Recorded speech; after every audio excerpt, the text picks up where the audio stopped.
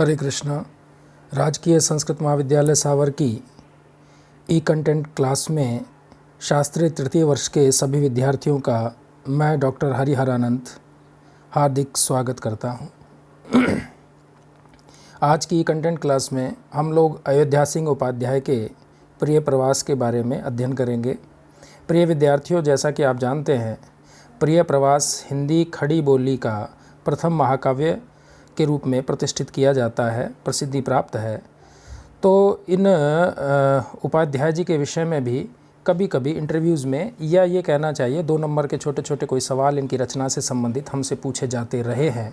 तो मैं सबसे पहले इस रचना के रचनाकार अयोध्या सिंह उपाध्याय हरिऔध के बारे में आपको कुछ जानकारियाँ देना चाहता हूँ।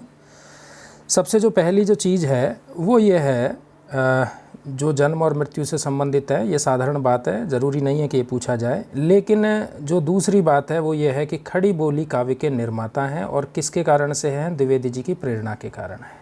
द्विवेदी जी जो हैं वो महावीर प्रसाद द्विवेदी थे, जिन्होंने सरस्वती पत्रिका का संपादन किया। आप सब जानते हैं सरस्वती पत्रिका ने एक आंदोलन जैसा चलाया जो ब्रज भाषा और अवधी की कविताओं को आधुनिक संदर्भों में, आधुनिक और समसामयिक विषयों से जोड़कर उन्हें खड़ी बोली हिंदी में लिखवाना चाहते थे। या ये कह दीजिए कि द्विवेदी जी की एक मंशा थी, एक इच्छा थी कि अब जो है समय में परिवर्तन आया है और कविता में भी परिवर्तन आना चाहिए। जो कविता अब तक क्षेत्रीय भाषाओं में लिखी जाती थी, उन कविताओं को अब खड़ी बोली हिंदी में लिखा जाना चाहिए।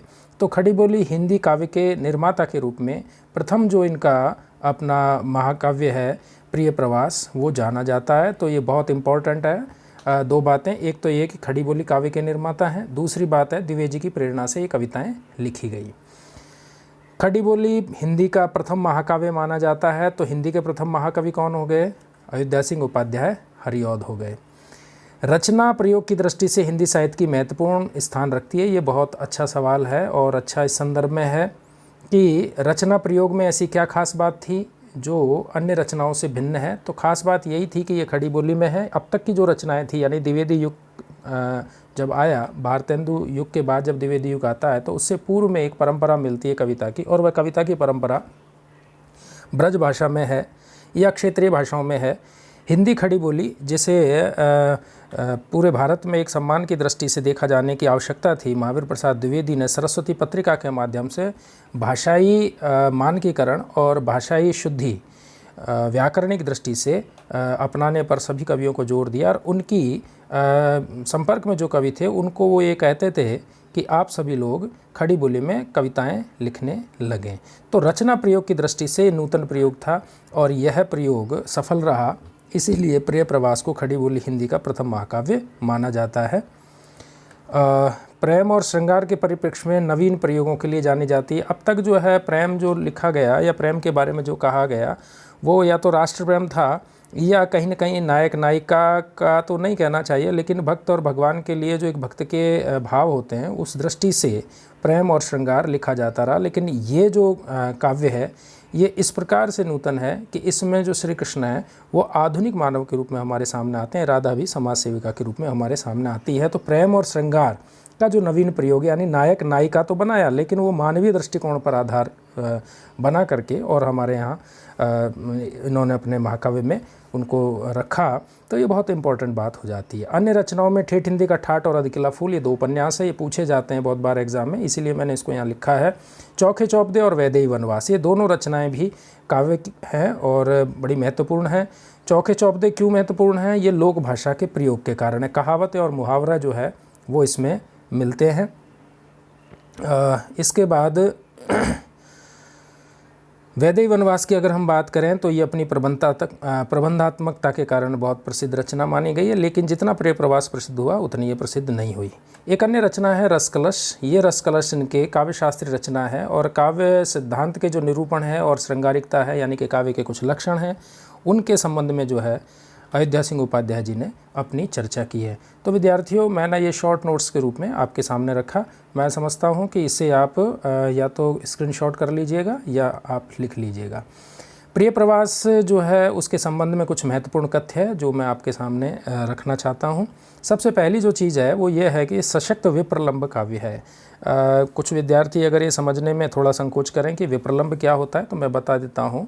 विरह जो होता है उसे तत्सम शब्दावली में विप्रलंब कहते हैं, और सशक्त विप्रलंब इस रूप में है कि माँ यशोदा जो है वो आज भी कृष्ण और बलराम के आने की प्रतीक्षा करती है। सारे गोप ग्वाले गोपियाँ और ब्रजमंडल के जितने भी श्री कृष्ण के संपर्क में आए हुए उनके साथीगण थे, उनके साथ बाल्यावस्था में समय बिताने वाले जो लोग थे, उन लोगों को छोड़ करके कृष्ण मथुरा जब चले गए तो मथुरा से कृष्ण के आने की प्रतीक्षा में जो विरह है उस विरह की जो अभिव्यक्ति है, जैसे भ्रमर गीत सार सूरदास का आपने पढ़ा, वहाँ पर गोपियों की विरह अभिव्यक्ति, ठीक इसी तरीके से यहाँ भी ये विप्रलंब काव्य के रूप में प्रिय प्रवास लिखा गया है। जो खास बात है, जो महत्वपूर्ण बात है, जिस महत्वपूर्ण तथ्य की चर्चा मैं करना चाहता हूँ वो ये है कि श्री कृष्ण यहाँ ईश्वर के स्थान पर समाज सेवी मानव के रूप में प्रतिष्ठित है। यानी कि समाज में सुधार की गुंजाइश थी, और द्विवेदी जी ने हरिऔध जी के माध्यम से इस ग्रंथ की जब रचना करवाई तो उनका उद्देश्य ये था कि श्री कृष्ण अब तक नटराज या नटनागर या रसराज के रूप में हिंदी कविता में चित्रित किए गए, समाज सेवी के रूप में कभी चित्रित नहीं गए, लेकिन ईश्वर का एक जो अवतार का जो दृष्टिकोण होता है वो होता है यदा यदा ही धर्मस्य ग्लानिर्भवति भारत अभ्युत्थानम धर्मस्य तदात्मानं सृजाम्यहम्। जो अधर्म होता है उसका नाश करके और धर्म की संस्थापना के लिए मैं आता हूँ। तो भगवान के रूप में चित्रण तो था, लेकिन किस रूप में वो करते हैं समाज सुधार, वो एक मानवीय रूप में, यानी कि मानवीय लीला के द्वारा जो है इस प्रकार के सुधार करते हैं। तो उन्हीं मानवीय लीलाओं को मानव के आधार पर प्रतिष्ठित करने की जो बात है वो इस पूरे महाकाव्य में है। दूसरी जो बात है वो है लोक रक्षण और विश्व कल्याण की। ये दोनों बहुत महत्वपूर्ण बात है। जो देखो उपेक्षित होता है, जिसका कोई नहीं होता है, दीन जो होते हैं, उनकी रक्षा करने वाला कौन होगा? उनकी रक्षा करने वाला ही लोक रक्षक कहलाता है। तो श्री कृष्ण यहाँ मानव रूप में आए और उन्होंने उन लोगों के साथ अपने संबंध बना करके उनके साथ उनकी दुख और पीड़ा में, उनके क्लेश और चिंता में सहयोगी बन करके और उनकी मदद की। ठीक इसी तरीके से विश्व कल्याण के लिए भी वे जाने जाते हैं। तो इस जो पूरी प्रिय प्रवास है इसमें जो श्री कृष्ण है उनकी ये दोनों भावनाओं को प्रमुखता से विवेचित किया गया है, और इसी से ये आधुनिक दृष्टिकोण का पता लगता है। देखो विद्यार्थियों, हमारे यहाँ आधुनिक काव्य हम पढ़ रहे हैं, तो आधुनिक काव्य का मतलब क्या है? आधुनिक काव्य का मतलब आज का नहीं है। आधुनिक काव्य का मतलब आधुनिक दृष्टिकोण होना चाहिए। हम आज के परिवेश में इस कविता का मूल्यांकन करेंगे, तो जब तक लोक रक्षण और विश्व कल्याण की भावना किसी कविता में नहीं होगी तो हम उसको आधुनिक काव्य नहीं कह सकते। आपके मन में ये भी आ सकता है, क्या सर तुलसी आधुनिक नहीं थे, क्या कबीर आधुनिक नहीं थे? ठीक है, वो अपने समय के आधुनिक यानी कि समकालीन रहे होंगे, परंतु प्रासंगिकता जब आज हम बात करते हैं तो कबीर ने जो बात कही वो बात ईश्वर के लिए कही, निर्गुण के लिए कही। तुलसी ने जो बात कही वो ईश्वर के लिए कही, निर्गुण के लिए कही, सगुण के लिए कही। और सूर्य ने जो बात की वो अपना आराध्य के लिए कही। लेकिन आधुनिक संदर्भों में आम आदमी के लिए जब हम बात कहना चाहेंगे तब हम उसे आधुनिक काव्य की संज्ञा देते हैं। तो कृष्ण को नटनागर रसराज या भगवान के रूप में चित्रित नहीं करते हुए मानव के रूप में चित्रित करने के कारण प्रिय प्रवास हमारे लिए आधुनिक दृष्टिकोण का काव्य बन जाता है। आगे मैं बढ़ता हूँ, इसकी जो विषय वस्तु है उसके बारे में। कृष्ण के मथुरा गमन के उपरांत ब्रजवासियों के विरह संतप्त जीवन और मनोभावों का हृदयग्राही अंकन, ये जो है यहीं पर मैंने इसको स्पष्ट कर दिया था, लेकिन फिर भी ये पंक्ति को आप संतप्त का तात्पर्य एक बहुत बड़ी बात है, विरह में तपना, तो ये बहुत ज़रूरी है, आप जान लेना। मनोभावों का हृदयग्राही, बहुत सारी चीज़ें जो श्री कृष्ण के साथ उन गोप ग्वाला ब्रज के लोगों ने की थी, उन सब की जब स्मरण, यानी कि जब भगवान श्री कृष्ण की याद आती है तब वो उन सब का स्मरण करते हैं और हृदयस्थ जो उनके भाव है वो उमड़ते हैं। एक और विशेषता है वो ये है कि संस्कृत की कोमलकांत पदावली से अलंकृत थी, यानी कि संस्कृत निष्ठ भाषा है, खड़ी बोली की, और साथ ही साथ संस्कृत के छंदों का प्रयोग है। विद्यार्थी इसे बहुत अच्छे से ध्यान लेना। मंदाक्रांता और मालिनी, ये द्रुत विलंबित, इस प्रकार के छंद जो है वो हिंदी में पहली बार किसी कविता में प्रयुक्त हुए हैं। और एक बात और जो बहुत महत्वपूर्ण हो जाती है हमारे हिंदी के विद्यार्थी, ये थोड़ी आगे की कक्षा के लिए है, लेकिन चूँकि मैंने इसे यहाँ इसलिए लिखा है कि आप लोग अभी से इसे जान लें। आचार्य रामचंद्र जो शुक्ल हैं उन्होंने इस काव्य को प्रबंधात्मक काव्य नहीं स्वीकार किया है, क्योंकि उन्होंने कहा कि इसमें कोई स्पष्ट कथानक नहीं मिलता है। तो ये बड़ा विवादास्पद प्रश्न हो जाता है। और हम आगे की जो कक्षाएं होती है, एमए की कक्षाएं जैसे होती है, या यूँ मान के चलिए आप जब भी कभी इंटरव्यूज़ होते हैं तो उनमें ये बात पूछी जाती है कि ऐसे क्या कारण रहे कि प्रिय प्रवास को उसकी प्रबंधात्मकता के लिए आचार्य रामचंद्र शुक्ल ने नकार दिया। तो ये हम बातें यहाँ स्पष्ट कर चुके। अब प्रिय प्रवास के जो पंक्तियाँ हैं, वो पंक्तियाँ या जिसको कहना चाहिए वो कविता, वो हमारे यहाँ सामने मौजूद है। हम इसको देखते हैं। मैं एक पद, जो महत्वपूर्ण पद है वो मैंने यहाँ रखे हैं, और भी आगे मैं अपनी स्लाइड्स में ये बता दूंगा। जब भी आप पुस्तक पढ़ेंगे तो बड़े खड़ी बोली का काव्य है, तो इसलिए इस शब्द भी संस्कृत के हैं और बड़ी आसानी से हमें समझ में आ जाएंगे। मैं बताता हूँ।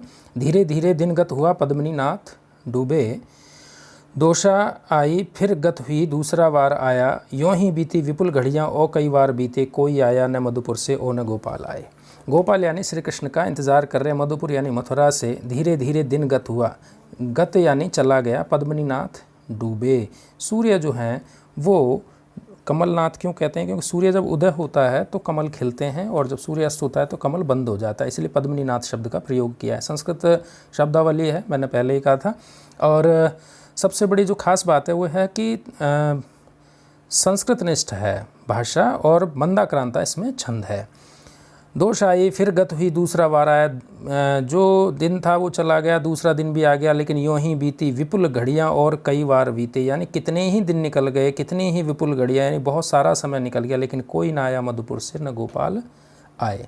ज्यों ज्यों जाते दिवस चित्त का क्लेश था वृद्धि पाता। जैसे जैसे दिन ढलता था, निकलते थे, वैसे चित्त का जो क्लेश है वो वृद्धि यानी बढ़ जाता था। उत्कंठा थी अधिक बढ़ती, व्यग्रता थी सताती, होती आके उदय उर में घोर उद्विग्नताएं। उद्विग्नता उदय होती थी, उर यानी हृदय में, देखे जाते सकल ब्रज के लोग उद्भ्रांत से थे।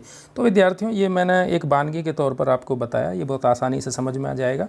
वीडियो लंबा न हो इसलिए मैंने दो उदाहरण के थ्रू आपको जो है ये बताया कि किस तरीके से हम इसको पढ़ेंगे। अगर इसमें कोई समस्या हो तो आप मुझसे संपर्क कर सकते हैं, मैं आपको और विस्तार से इसके वीडियो बना दूंगा।